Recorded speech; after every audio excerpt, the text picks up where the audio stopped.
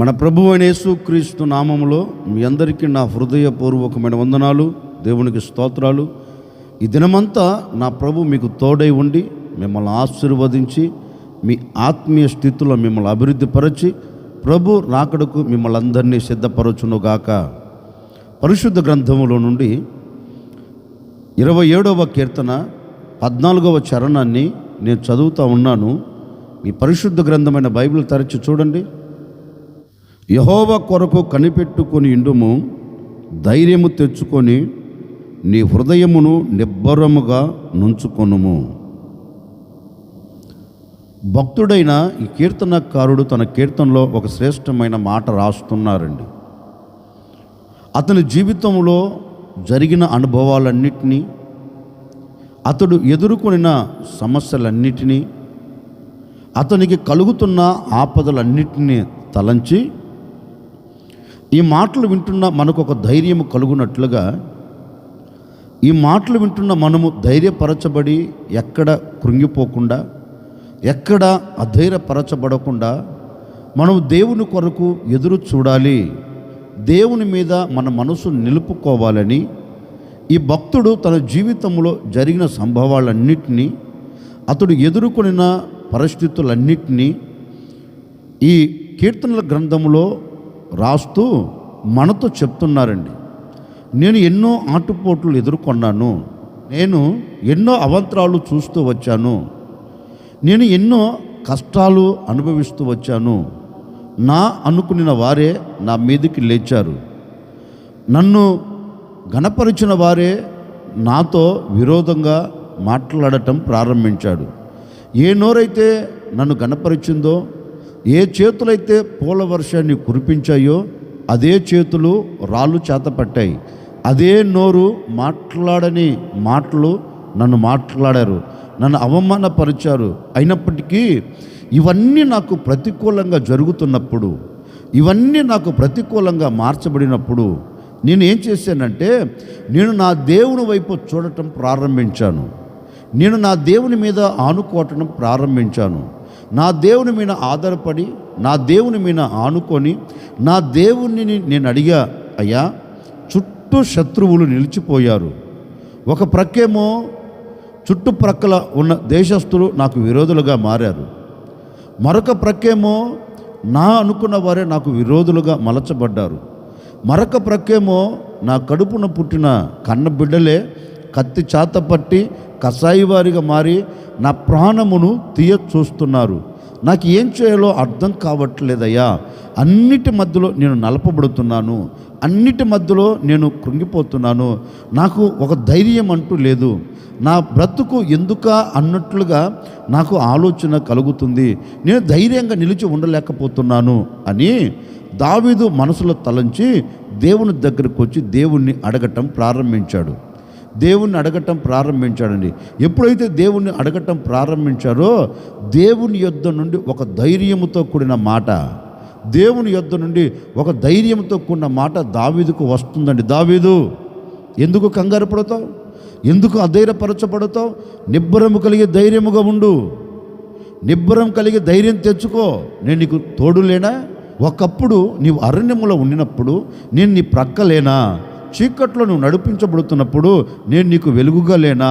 సింహపు నీ ఎదుట నిలబడినప్పుడు సింహాన్ని చంపగలిగిన శక్తి, ధైర్యం నేను నీకు ఇవ్వలేదా? నువ్వెందుకు కంగారు పడతావు? ధైర్యం తెచ్చుకో, నువ్వు ధైర్యముగా ఉండు అని దావీదుకు దేవుడు ధైర్యమునిచ్చి అండి అన్నిటి మీద జయమును చూచేటట్లుగా, అన్నిటి మీద జయమును చూచి ఆనందకరంగా సాగి వెళ్ళినట్లుగా దావీదు పట్ల అద్భుతం చేశాడు. దావీదు జీవితం కూడా ఒక చిన్న సంఘటన జరిగిందండి.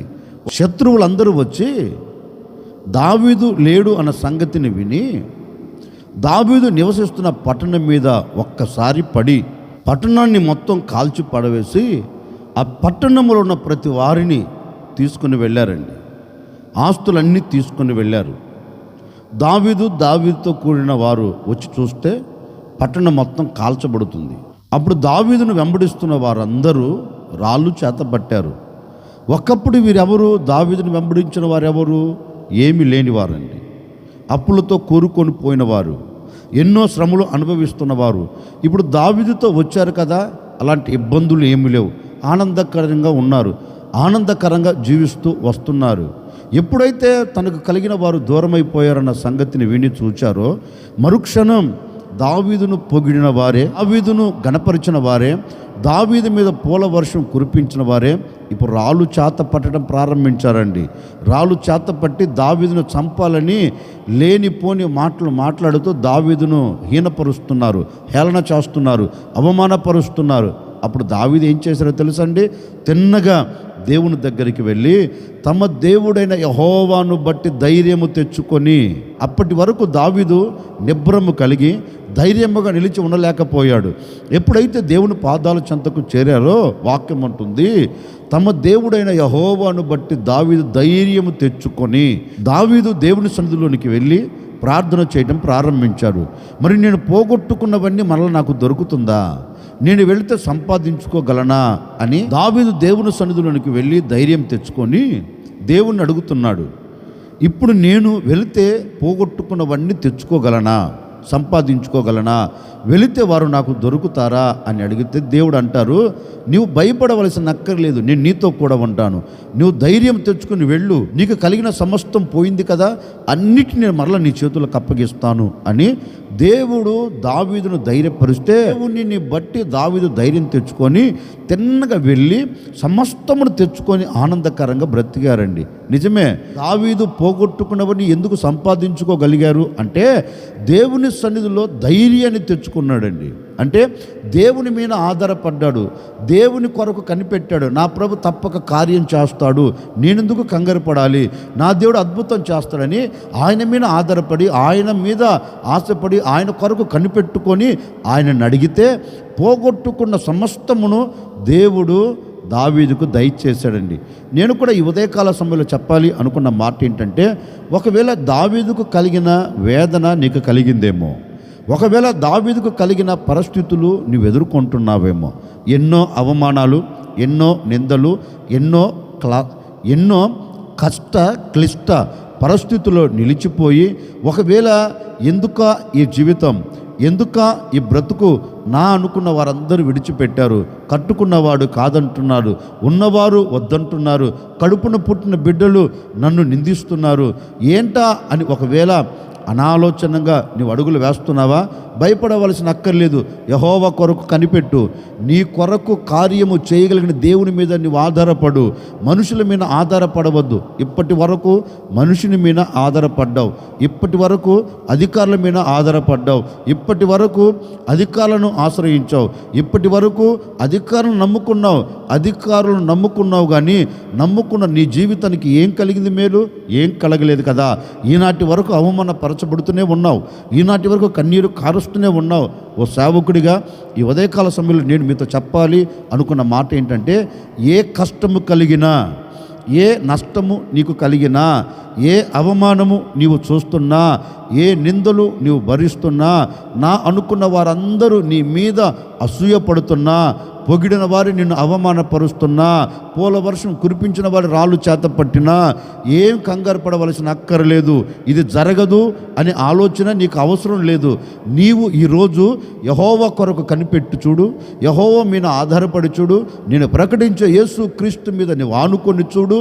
నిశ్చయముగా నీవు ఆయన మీద ఆధారపడుతున్నావు గనుక, నీవు ఆయనను నమ్ముకున్నావు గనుక, నీవు ఆయనను నమ్ముకొని ఆయన ఆశ్రయించి కార్యము చేయాలి అని ఆయన పాదాలు పట్టుకున్నావు గనుక, నిశ్చయముగా ఇప్పటి వరకు ధైర్యం లేని నీ బ్రతుకునకు, ఇప్పటి వరకు ధైర్యము చెడిపోయిన నీ జీవితమునకు నా దేవుడు ధైర్యమును కలగ చేయబోతూ ఉన్నాడు. నిజమే కదండి.